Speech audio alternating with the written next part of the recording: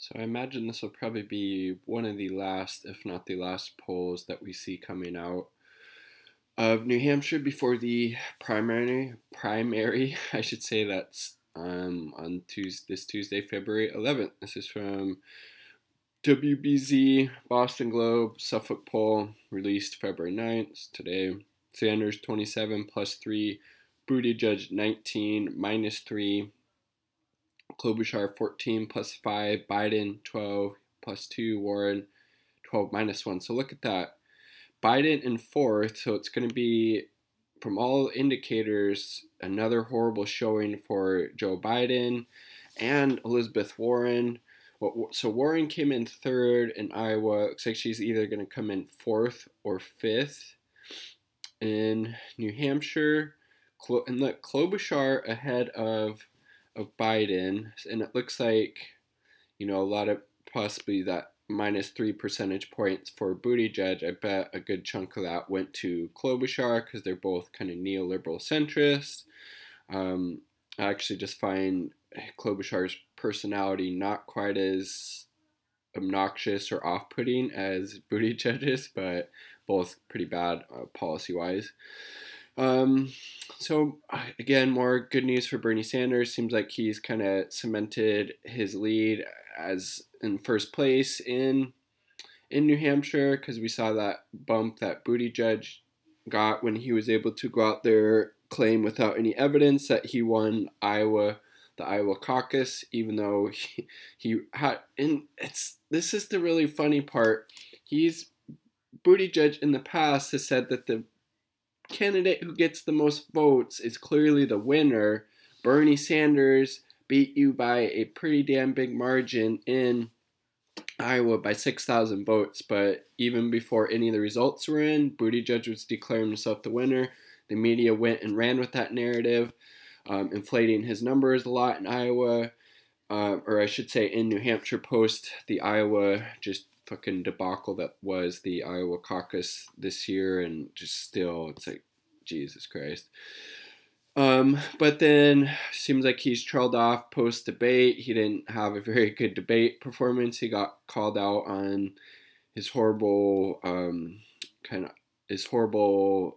policies with regards to racial issues when he was a mayor in South Bend, and specifically the discrepancy with marijuana arrests for people of color compared to white people. Was like 4 times more black people were getting arrested for marijuana possession or marijuana charges than white people, and he just had a very horrible, racist, kind of pathologizing response to that, along with, Bernie Sanders calling him out for all of his billionaire donors and a number of other things. And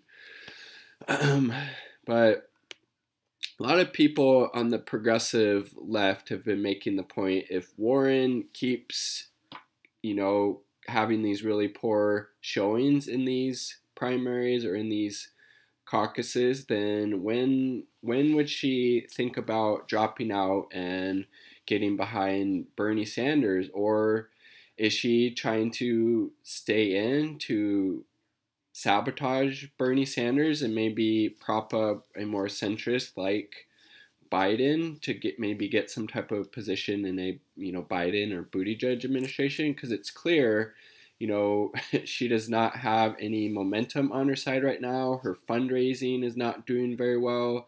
She got third in Iowa. She's going to get fourth or fifth in New Hampshire. Similar results, I would imagine, in Nevada and South Carolina.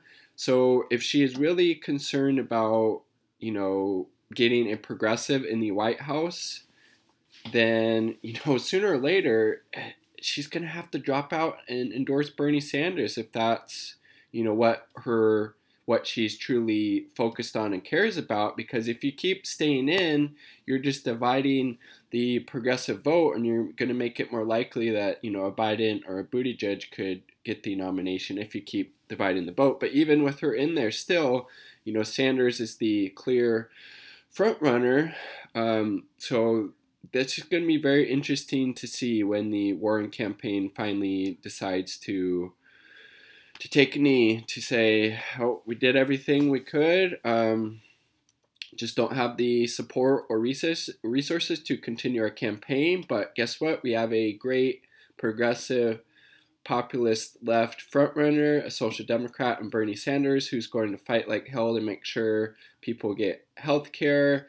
So they have, as well as, a Green New Deal and legalizing marijuana and a progressive tax rate and all these other things. So I hope that's what Elizabeth Warren ends up doing, because it's clear there's no way for her to get the nomination at this point. She's tanking in the polls. Her fundraising is bad. She doesn't have the grassroots movement or infrastructure around her like Bernie Sanders does.